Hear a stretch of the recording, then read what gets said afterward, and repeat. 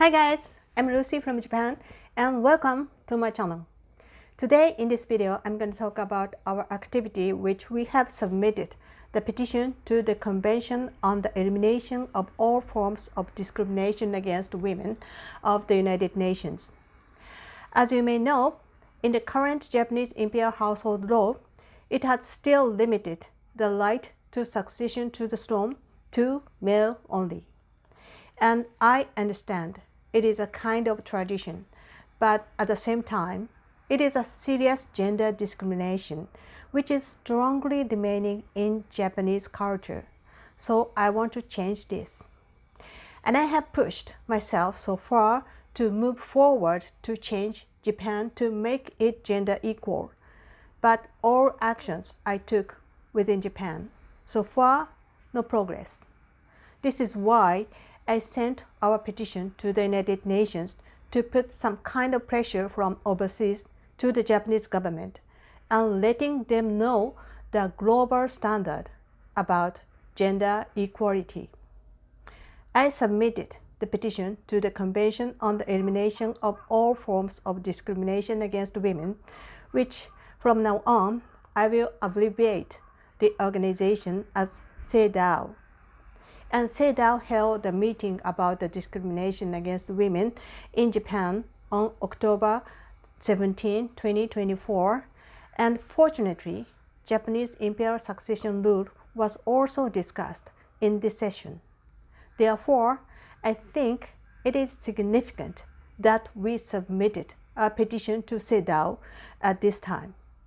But according to the press, when CEDAW asked about the imperial household law, which allows only male member of the male line to succeed the throne, Japanese delegation member replied that it was not appropriate for the committee to deal with this issue, saying that the law has been supported by the Japanese people based on the history and tradition to this day.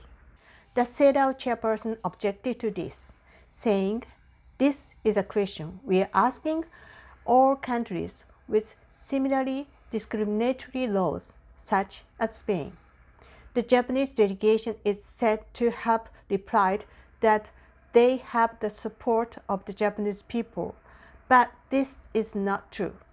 And until now, the Japanese government has never asked the Japanese people broadly, like public poll, for our opinions on the issue of the imperial succession to the throne.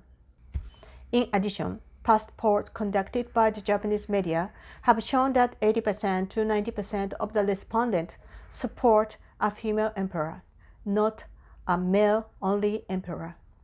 Japan's ruling political party has lost its parliamentary majority in a significant defeat at last Sunday's national election. I think the defeat is the accumulation that the Japanese government has never listened to our voices in any subject.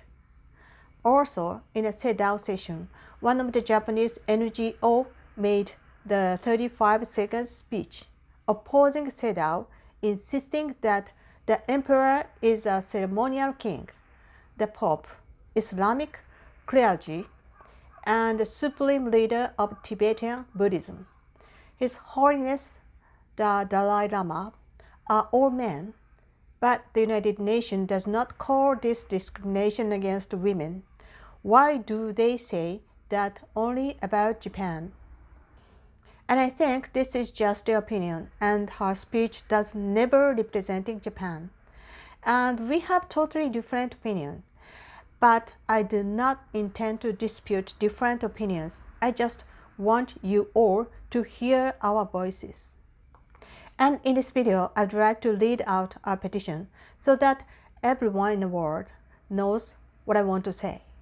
So every one of you, please listen to what I wanted to tell the United Nations. And I'll be so happy if you're interested in this problem and leave your comments below. Please be noted that the only daughter of the Emperor Naruhito of Japan, Princess Aiko, is a woman.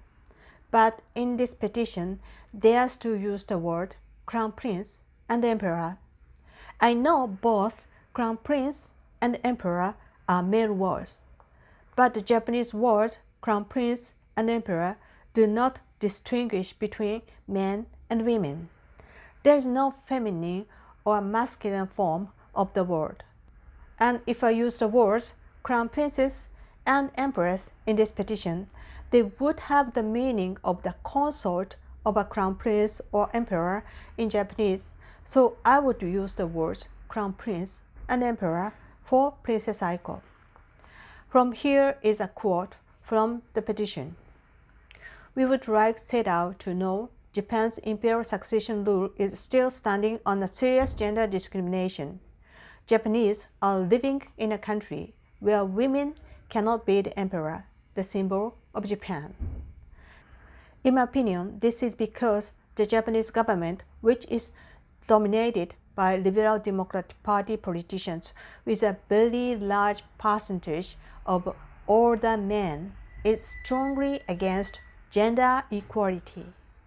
We would like to have a warning from the Seidao to the Japanese government regarding the revision of the imperial household law, which limit the succession to the throne to male only as a violation of gender equality.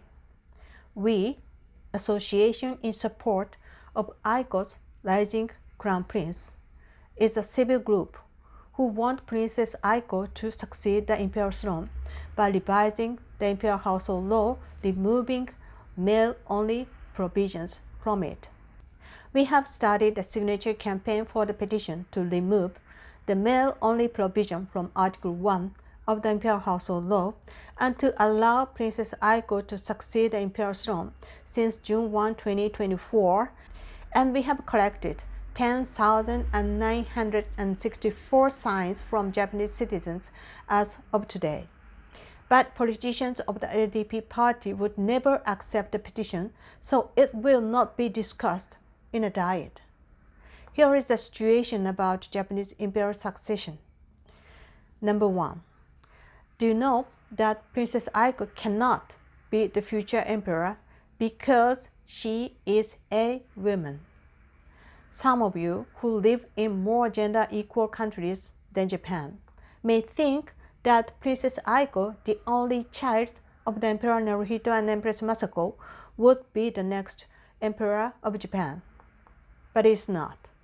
According to the current Japanese imperial household law, Princess Aiko cannot be the next emperor because she is a woman. Princess Aiko is excluded from the right of succession to the throne simply because she is a woman and is not allowed to succeed to the throne under current law. If Princess Aiko were a biologically male, she would be assigned to be the next in line to the throne with no argument, and would have been crowned crown prince upon his father, Emperor Naruhito's ascension to the throne. By today's social standards of gender equality, isn't this discrimination against women? About half of Japan's population is female like many other countries. Limiting the imperial successors to the throne to male heirs only is the same thing as sending a message of Japan's gender discrimination to the world, that women cannot be the symbol of the nation and females cannot be the head of states of Japan. This is what we want to change.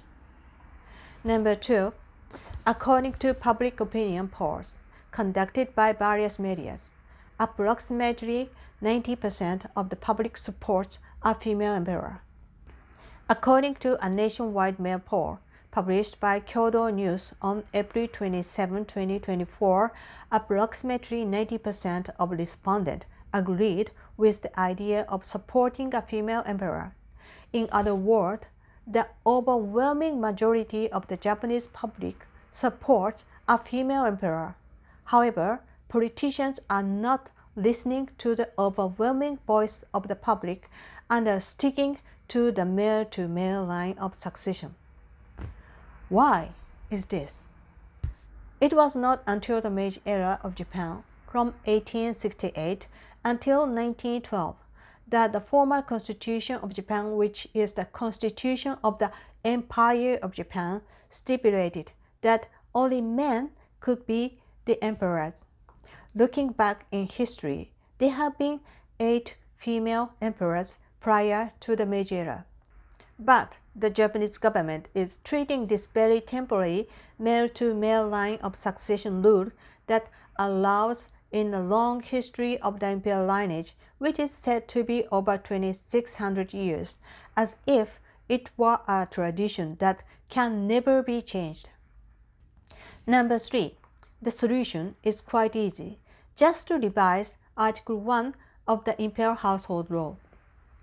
Article 1 of the Constitution states, "The Emperor is a symbol of Japan and of the unity of the Japanese people." This position is based on the consensus of the people of Japan who have sovereignty over the country. In other words, according to the Constitution, both of male and female can be the emperor if the person can get the consensus from the Japanese public.